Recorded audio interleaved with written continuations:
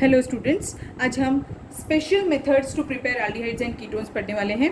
ये लेक्चर बहुत इंपॉर्टेंट है, बहुत ध्यान से सुनिएगा और इस पर बहुत सारे क्वेश्चंस बनते हैं। बोर्ड्स के पेपर में भी आते हैं और सब्जेक्ट ऑब्जेक्टिव एग्जाम्स में भी क्वेश्चन आते हैं। तो सबसे पहली है रोजेनमंड्स रिएक्शन। रोजेनमंड्स रिएक्शन जो है इट्स अ रिडक्शन मेथड। इसमें एक acid chloride is converted into aldehydes. Acid chlorides are converted into aldehydes. Means this is the method only to prepare aldehydes. Ketones cannot be prepared by this method. लिख के रख लीजिए. Ketones cannot be prepared by this method. Okay. Now let's see how the reaction takes place. ये catalytic hydrogenation है या catalytic reduction भी बोल सकते हैं हम। तो कैसे रिएक्शन होती है, इसमें एक जनरल फॉर्मूला ले लेती हूँ पहले। RCOCl है, इसका रिएक्शन हम हाइड्रोजन के साथ कर रहे हैं क्योंकि रिडक्शन कैरी आउट कर रहे हैं और कैटलिस्ट यूज कर रहे हैं पैलेडियम। फिक्स है, जब भी कभी आप कोई नेम रिएक्शन पढ़ते हैं तो जो उसमें कैटलिस्ट यूज किया है या जो उस टाइम पर कंडीशंस रखी हुई है वो एग्जैक्टली सेम ही रखनी पड़ती है, तभी वो रिएक्शन होगी। तो palladium in presence of BSO4 करते हैं so that it gives RCHO। अब एक चीज आपको बतानी है कि why this palladium is used. Palladium जो होता है, palladium acts as a catalyst. जितने भी डी ब्लॉक एलिमेंट्स होते हैं वो सारे कैटलिस्ट की तरह एक्ट कर सकते हैं। Why they can act as catalyst? Because they are porous in nature. Especially जब भी हम रिडक्शन कैरी आउट करते हैं, we use पैलेडियम, प्लैटिनम और nickel catalyst to carry out the reduction, catalytic reduction जब भी कैरी आउट करते हैं। Why we use these things? Because in this what happens, these are the porous metals. अब porous metal है तो क्या हुआ, पोरस मेटल है तो क्या करते हैं, सपोज करो मेरे पास में निकल का पोरस मेटल है। So what I will do, if I want to use it as a catalyst, what I will do, I will take that nickel piece and I will keep it in the hydrogen gas cylinder and I will start heating that cylinder. What will happen, hydrogen will start breaking, वो उसका bond break होगा और अब वो और छोटा हो जाएगा साइज में and it will go get absorbed over the porous solid of nickel या फिर over the surface of the nickel. वो पूरे जगह पर अटैच हो जाएगा by van der Waals force of attraction. Now after some time हम उसको स्टॉप कर देंगे heating and we will keep take out the nickel piece from that cylinder. अब जब हमने वो निकल पीस निकाल दिया और ऐसे ही हमने रूम टेम्परेचर पे रखा है, it will not give the hydrogen ions. वो कभी नहीं देगा और वो कभी रिडक्शन प्रोसेस भी कैरी आउट नहीं करेगा unless and until you are not going to heat that nickel piece. और जैसे ही आपने हीटिंग शुरू की, जैसे ही हम हीटिंग शुरू करेंगे तो क्या होगा कि वो उसमें से जैसे ही हम हीटिंग करेंगे तो हाइड्रोजन के जो एटम्स है वो वहाँ पर वीकली बॉन्डेड है और वो van der Waals force of attraction से अटैच्ड है, इसीलिए वो क्या करेंगे, वो धीरे धीरे उसमें से रिलीज होने लगेंगे। अगर आपको कम हाइड्रोजन चाहिए, कम टेम्परेचर पे हीट करिए, वो कम हाइड्रोजन देंगे। अगर आपको ज़्यादा हाइड्रोजन चाहिए तो स्ट्रॉन्ग हीटिंग करिए सो that it will give more hydrogen. So this process of adsorption of hydrogen gas over the metal surface is termed as occlusion। क्या बुलाते हैं इसे? occlusion बुलाते हैं, ठीक है। सो निकल, platinum and palladium catalyst acts as a reducing agent only because of the adsorption of hydrogen gas over their porous surface. But in Rosenmund's we use only palladium. We cannot use platinum or nickel because it's a name reaction and the scientist has used the palladium metal at the time of carrying out the reaction. That's why we can not change the catalyst used in this reaction, ठीक है। और acid chloride है उसे हमने काय में convert कर दिया, एल्डिहाइड में कन्वर्ट कर दिया। देखिए अब अगर सपोज करिए कि मैंने HCOCl के साथ ये रिएक्शन कैरी आउट की होती, हाइड्रोजिनेशन की, और इन presence of palladium and BSO4, so it will not give this reaction. Means formaldehyde cannot be prepared by this method. क्यों? Because this is unstable, ठीक है, इसीलिए ये रिएक्शन नहीं हो सकती थी। मीन्स हम इससे क्या बना सकते हैं, इस मेथड से, रोजेनमंड्स रिएक्शन से, by this method we can prepare only aldehydes and which aldehydes, higher aldehydes, means starting from 2 carbon atoms. Single carbon atom containing formaldehyde cannot be prepared by this method. Now next part is why we had used barium sulfate. हमने barium sulphate use क्यों किया? Barium sulphate जो है it is used for poisoning of the catalyst. ये poison की तरह act कर रहा है पैलेडियम के लिए। कैसे? देखिए क्या होगा, when we carry out the reaction, that is when we take acid chloride in a beaker and we add this palladium which is occluded with hydrogen gas, what will happen as we start heating, palladium will start liberating hydrogen, और वो जो hydrogen release हो रहे होंगे वो जा करके RCOCl के साथ रिएक्ट कर रहे होंगे।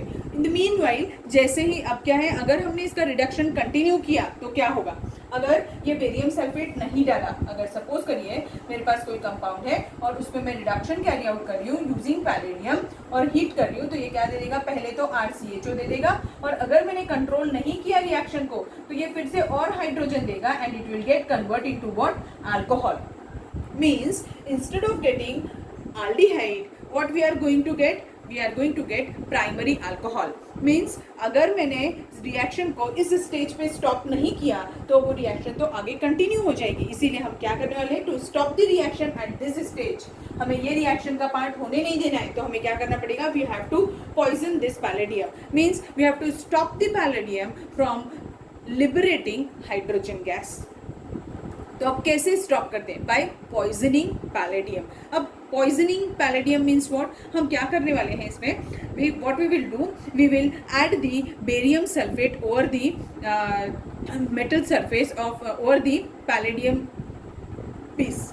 अगर हम बेरियम सल्फेट सॉलिड स्टेट का होता है, अगर मैं उसे ऐड करूंगी तो क्या होगा, एज इट इज 3 डायमेंशनल होगा वो, तो अब अगर उसमें ऐड करेंगे तो सिर्फ ऊपर के सरफेस पर ऐड हो जाएगा, ऊपर के पोर्स पैलेडियम के ब्लॉक हो जाएंगे, बट साइड के पोर्स और नीचे वाले पोर्स तो ब्लॉक नहीं होंगे, तो वो वहां से तो हाइड्रोजन रिलीज कर रहा होगा। इसीलिए हम क्या करेंगे कि बेरियम सल्फेट जो है उसको क्विनोलिन में डिसॉल्व कर लेंगे और फिर उसको ऐड कर देंगे। जैसे ही हम उसको ऐड करेंगे it will cover the surface of the palladium and it will stop liberating hydrogen gas. और अगर उसने हाइड्रोजन गैस लिबरेट करना बंद कर दिया तो हमें क्या मिलेगा, सिर्फ एल्डिहाइड ही फॉर्म होगा। So this is a very important method and this reagent, that is palladium with BaSO4, is termed as Lindlar's catalyst। इसे क्या बुलाते हैं, Lindlar's catalyst भी बुलाते हैं। But reaction is termed as what, Rosenmund's reaction। ठीक है, समझ में आया आपको? और एक और चीज आपने नोट डाउन तो कर ली ना कि formaldehyde cannot be prepared by this method because this formyl chloride is unstable at room temperature।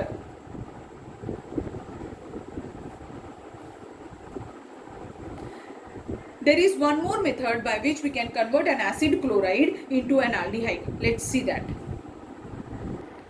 Now the another way to convert an acid chloride into an aldehyde by using a mild reducing agent, means इतना mild reducing agent होगा that it will produce hydrogen in a very lesser amount so that it will reduce the acid chloride only up to the aldehydic stage। It will never go beyond that, means it will never convert an acid chloride into an alcohol। So this is what is the other way to, instead of using that palladium in BaSO4, we can use lithium tritertiary butyl aluminium hydride। It is also termed as Libal। Now in this, when an acid chloride is treated with hydrogen and, or instead of writing hydrogen just on arrow you can write Libal, and it takes at a very lower temperature and on in presence of water so that it gives RCHO and aldehyde is formed। As sometimes the question comes in objective exams over this, as in its state board it is never asked, just for your objective exam preparation I had given you what is the full form of this, and it is a mild reducing agent, very weak reducing agent।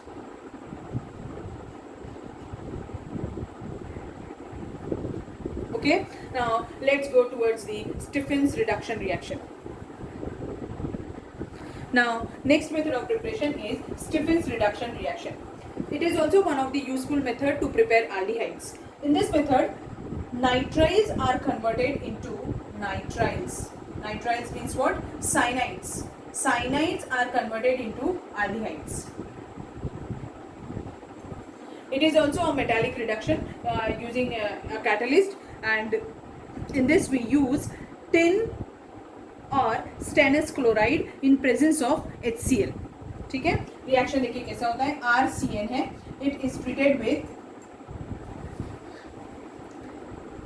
Hydrogen, nascent hydrogen produce होता है इन presence of stannous chloride SnCl2 and HCl. तो इसमें एक intermediate form होता है, वो है imine. Imine hydrochloride is the intermediate obtained in this reaction. So imine means what? R, आपको पता होगा C और N के बीच में ट्रिपल बॉन्ड होता है. अब यहाँ पर डबल बॉन्ड रहेगा, RCH डबल बॉन्ड NH.HCl. ऐसा स्पीशीज फॉर्म हुआ है और इसको क्या बुलाते हैं? इमीन हाइड्रोक्लोराइड फॉर्म करते हैं. ये imine hydrochloride.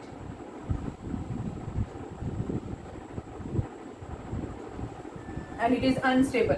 So on acid hydrolysis, अब जब एसिड हाइड्रोलिसिस करेंगे तो ऐसा होगा, यहाँ पर ऑक्सीजन आ जाएगा और यहाँ पर हाइड्रोजन चले जाएगा, सो that it will get convert into NH4Cl and this part will be aldehyde. RCHO form हो जाएगा प्लस NH4Cl फॉर्म हो जाएगा.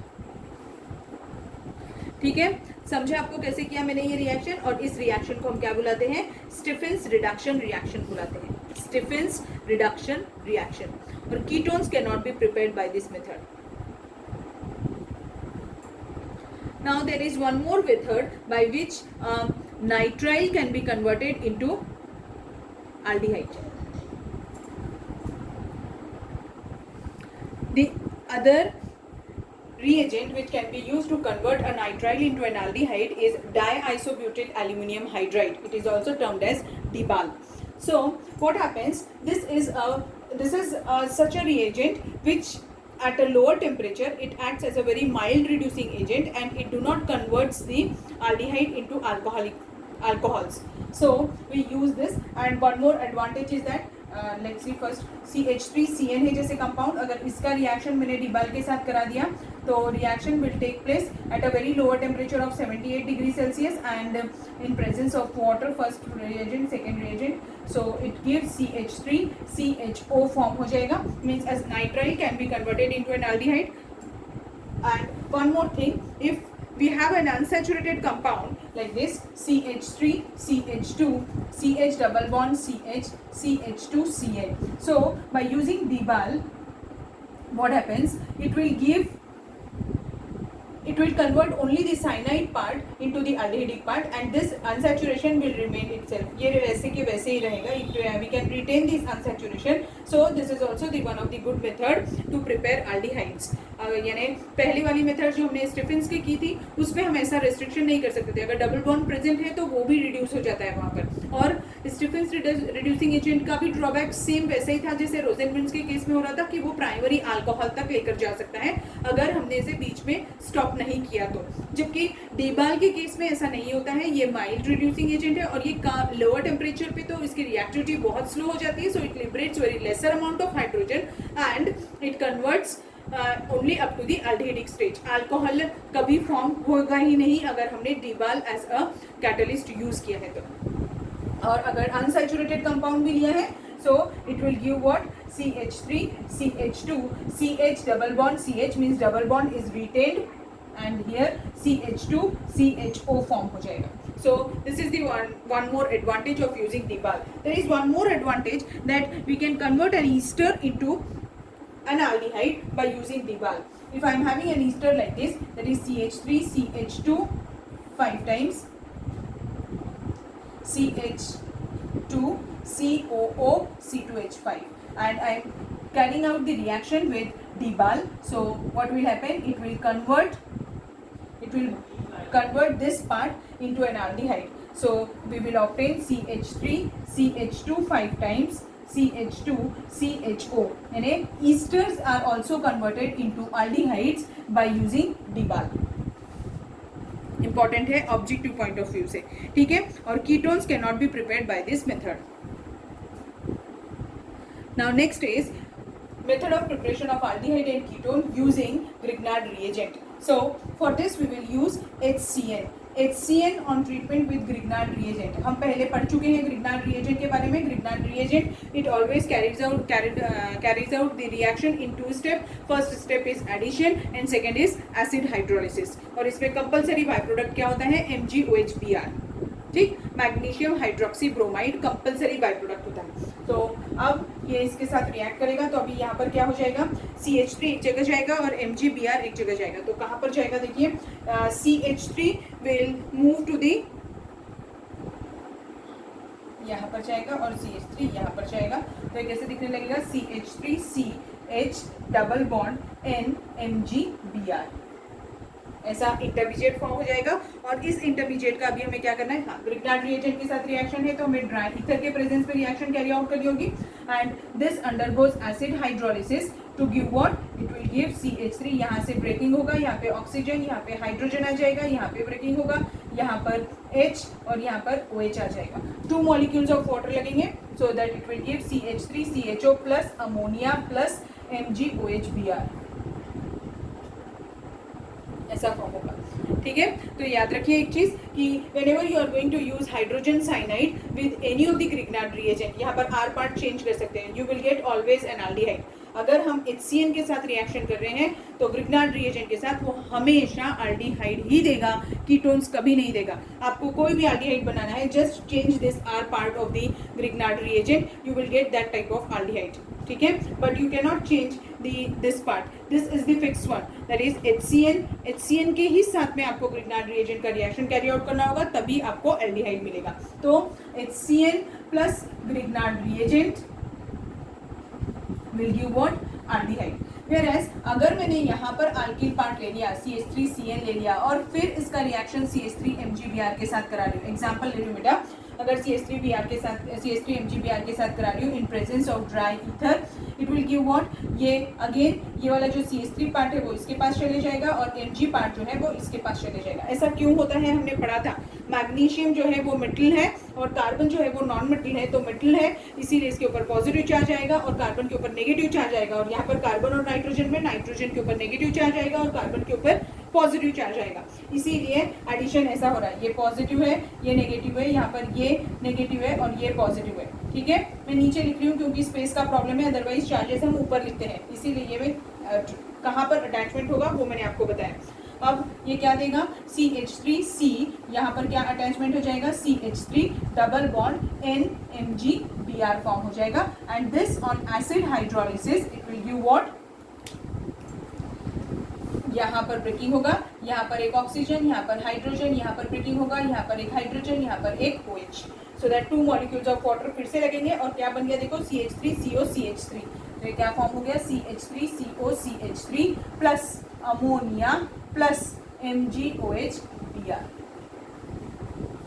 ठीक है, means whenever an RCN group is attached to Grignard reagent, it will always give what?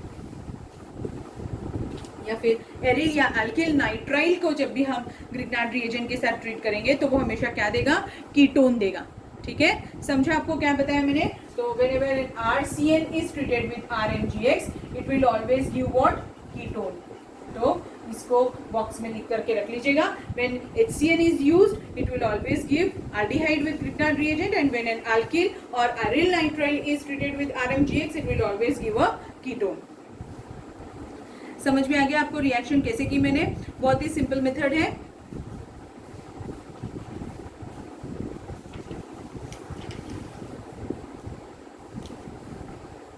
So this much is enough for today's class. अब हम आगे की जो केमिकल प्रॉपर्टीज है एल्डिहाइड्स और कीटोन्स की वो हम नेक्स्ट क्लास में पढ़ेंगे. Thank you.